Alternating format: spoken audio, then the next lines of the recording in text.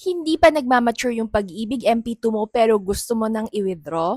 Pwede nga ba? Here are 3 things you need to know about Pag-ibig MP2's maturity claim.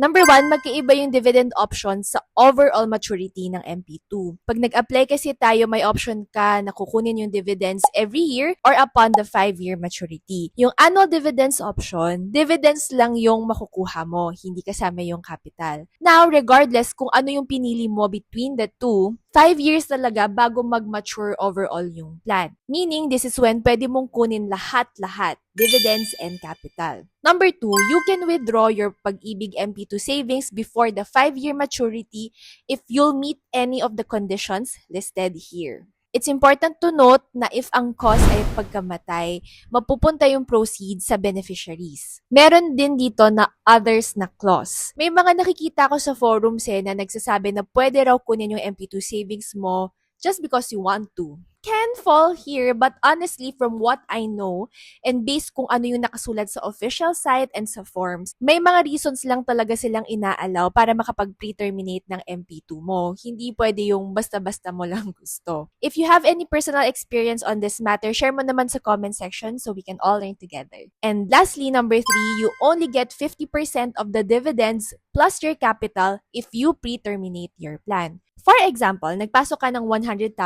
and then 3 years into the plan, may nangyari and nag-pre-terminate ka ng plan. Let's say you earned a total dividends of 20,000. Ang makukuha mo lang is yung 100,000 principal plus 10,000 pesos or yung half ng 20,000. Disclaimer lang po, hindi ako taga-Pag-ibig and this content is for educational purposes only based on personal experience and research.